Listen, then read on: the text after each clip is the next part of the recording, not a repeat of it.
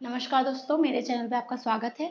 इस वीडियो में हम पढ़ने वाले हैं ब्रह्म समाज और राजा राम मोहन रॉय जी के बारे में, जो कि दोनों ही बहुत ही ज़्यादा इंपॉर्टेंट टॉपिक है। चाहे आप वनडे एग्जाम की तैयारी कर रहे हैं, चाहे आप यूजीसी नेट हिस्ट्री से आपका सब्जेक्ट हो, सभी के लिए जो है बहुत ही इंपॉर्टेंट टॉपिक है, क्योंकि ये एक सामाजिक और धार्मिक सुधार आंदोलन था। तो चलिए बिना देरी के वीडियो को शुरू करते हैं। ब्रह्म समाज जिसकी स्थापना की थी किसने? राजा राम मोहन रॉय ने। बहुत ही फेमस पर्सनालिटी है, आपको इनके बारे में याद रखना है। हिंदू धर्म में पहला सुधार आंदोलन ब्रह्म समाज था, जिसकी स्थापना 1828 ईस्वी में कोलकाता में राजा राम मोहन रॉय ने की थी। तो बहुत ही इंपॉर्टेंट टॉपिक है, बहुत ही इंपॉर्टेंट पॉइंट है कि कहाँ पे हुई थी इसकी स्थापना? कलकत्ता में हुई थी। कब हुई थी? 1828 में हुई थी। किसके द्वारा हुई थी? राजा राम मोहन रॉय जी के द्वारा। इन्होंने एकेश्वरवाद में विश्वास व्यक्त किया और मूर्ति पूजा का विरोध किया। इन्होंने किस पे विश्वास किया? एकेश्वरवाद। जो एकेश्वरवाद ये कॉन्सेप्ट है, इसका मतलब है कि एक ईश्वर में विश्वास करना। तो राजा राम मोहन रॉय जो थे वो विश्वास करते थे एक ईश्वर में। उनका कहना था जो सृष्टि की रचना की है वो किसी एक ईश्वर ने की है, और ये मूर्ति पूजा का भी खंडन करते थे। उन्होंने बंगाल हरकारू नामक मासिक पत्रिका में लिखा, लोग उन्हें धार्मिक बेंथम अनुयायी भी कहते थे। 1829 में कलकत्ता से बंगदूत नामक समाचार पत्र निकाले। 1821 में संवाद कुमुदी जो कि बंगाली भाषा में था, और 1822 में मिलातुल अखबार जो कि फारसी भाषा में था, इसको प्रकाशित किया। 1803 ईस्वी में प्रकाशित ग्रंथ तुहफतुल मुवाहिदीन अर्थात एकेश्वरवाद में विश्वास फारसी में था, इसको मुर्शिदाबाद से प्रकाशित किया। 1815 में राय ने कलकत्ता में आत्मीय सभा की स्थापना की। तो ये पॉइंट भी बहुत इंपॉर्टेंट है कि आत्मीय सभा की स्थापना किसने की थी? राजा राम मोहन रॉय ने की थी। कब की थी? 1815 में की थी। कहाँ की थी? कलकत्ता में की थी। तो ये सारी चीजें आपको याद रखनी है। 1920 में ईसा की नसीहत शांति और सुख का मार्गदर्शक नामक ग्रंथ को प्रकाशित किया। सती प्रथा के विरुद्ध संघर्ष तथा 1829 में विलियम बेंटिक के हाथों सती प्रथा अवैध विधेयक को पारित करवाया। स्त्रियों के हक के लिए संघर्ष किया। बहुपत्नी प्रथा, विधवा स्त्रियों की अधम स्थिति आदि के विरोध में संघर्ष किया। इन्होंने पूर्व और पश्चिम के बीच समन्वय स्थापित करने का प्रयत्न किया।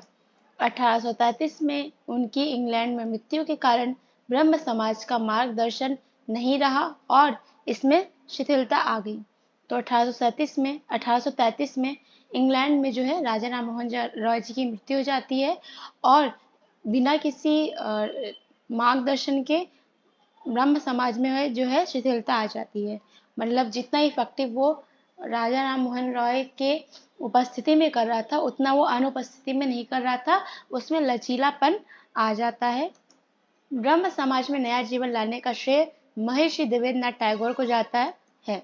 वे इस आंदोलन में 1842 में सम्मिलित हुए और उन्होंने ब्रह्म समाज के अवलंबियों को मूर्ति पूजा, तीर्थ यात्रा, कर्मकांड और प्रायश्चित आदि से रोका। तो 1842 में देवेंद्रनाथ टैगोर क्या करते हैं? वो ब्रह्म समाज को ज्वाइन करते हैं, और जैसा कि इसके मोटिव्स थे कि मूर्ति पूजा का खंडन करना, तीर्थ यात्रा, कर्मकांड और प्रायश्चित आदि से रोकना, ऐसे पे जो है महर्षि देवेंद्रनाथ ने इन सारी चीजों पे काम किया। ये है केशव चंद्र सेन। तो इन्होंने केशव चंद्र सेन को ब्रह्म समाज धर्म का आचार्य नियुक्त किया। देवेंद्रनाथ टैगोर ने 1839 में कलकत्ता में तत्वबोधिनी सभा की स्थापना की तथा तत्वबोधिनी पत्रिका नामक बंगाली मासिक पत्रिका निकाली। तो बहुत इंपॉर्टेंट पॉइंट है कि तत्वबोधिनी सभा की स्थापना किसने की? तो तत्वबोधिनी सभा की स्थापना जो है देवेंद्रनाथ टैगोर ने की थी, 1839 में की थी, और इन्होंने एक तत्वबोधिनी पत्रिका की स्थापना भी की थी जो कि बंगाली भाषा में थी। 1865 में देवेंद्रनाथ टैगोर ने ब्रह्म समाज के एकमात्र प्रन्यासी के रूप में केशव चंद्र सेन को आचार्य की पदवी से निकाल दिया। केशव चंद्र सेन ने एक नवीन ब्रह्म समाज का गठन किया, जिसे आदि ब्रह्म समाज या भारत का ब्रह्म समाज का नाम दिया गया। तो केशव चंद्र सेन को जब यहाँ पे आचार्य की पदवी से निकाल दिया जाता है तो ये एक नए ब्रह्म समाज की रचना करते हैं जिसका नाम था आदि ब्रह्म समाज, और इसे भारत का ब्रह्म समाज भी कहा जाता है। 1870 में केशव चंद्र सेन ने इंडियन रिफॉर्म एसोसिएशन की स्थापना की। केशव चंद्र सेन ने नेटिव मैरिज एक्ट बनाने की प्रेरणा दी 1872 में। केशव चंद्र सेन ने ब्रह्म विवाह को कानूनी बनाया, वर की उम्र 18 वर्ष बताई और वधू की उम्र 14 वर्ष बताई। 1878 में सेन ने अपनी पुत्री जो कि 13 वर्ष की थी उसकी शादी कूच बिहार के महाराजा से पूर्व वैदिक कर्मकांड रीति से कराया, जहाँ पे ये एक आदि ब्रह्म समाज को इन्होंने गठन किया और ये लोगों को जागरूक कर रहे थे कि हमें जो है ये कर्म कांड से दूर रहना चाहिए। और इन्होंने एक उम्र भी तय की थी कि वर की 18 साल और वधू की 14 साल, और इन्होंने खुद की पुत्री का विवाह जो है 13 साल में कर दिया, और वो भी पूरे वैदिक कर्म कांड के साथ। इससे असंतुष्ट होकर सेन के अधिकतर अनुयायियों ने, जिसमें आनंद मोहन बोस तथा शिवनाथ शास्त्री प्रमुख थे, नया ब्रह्म समाज बनाया जिसे साधारण ब्रह्म समाज के नाम से जाना गया। तो जब लोगों ने देखा कि ये जो है अपनी पुत्री का विवाह 13 साल की है जो उसका पूरे कर्म कांड के साथ विवाह करा रहे हैं, तो लोग इनसे नाराज हो गए। और जिसमें प्रमुख थे कौन? आनंद मोहन बोस और शिवनाथ शास्त्री। इन्होंने अपना खुद का एक ब्रह्म समाज की स्थापना की जिसका नाम था साधारण ब्रह्म समाज। महाराष्ट्र में 1849 में एक परमहंस सभा आरंभ की गई। 1867 में केशव चंद्र की प्रेरणा से आत्माराम पांडुरंग ने बंबई में प्रार्थना समाज की स्थापना की। ये जो आप इमेज देख रहे हैं वो है आत्माराम पांडुरंग जी, जिन्होंने प्रार्थना समाज की स्थापना की थी 1849 में। 1870 में इसमें महादेव गोविंद रनाडे और एन.जी. चंद्रवाकर शामिल हुए, जिन्होंने इस समाज के प्रमुख नेता के रूप में ख्याति पाई। प्रार्थना समाज द्वारा स्थापित दलित जाति मंडल सेवा समाज सेवा संघ दक्कन शिक्षा सभा ने प्रशंसनीय कार्य किए। पंजाब में दया सिंह प्रन्यास ने इस समाज के विचारों के प्रसार के लिए 1910 में दया सिंह कॉलेज खोला।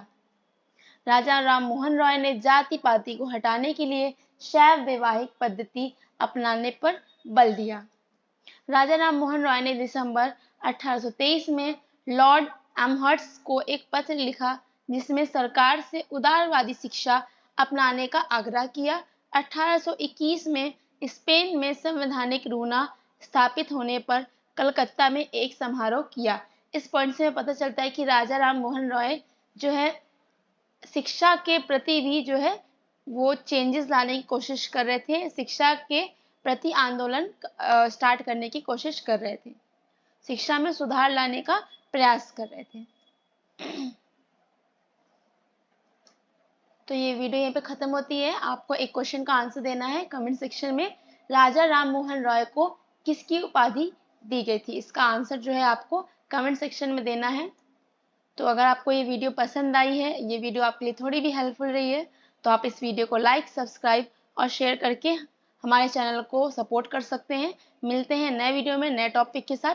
Thank you.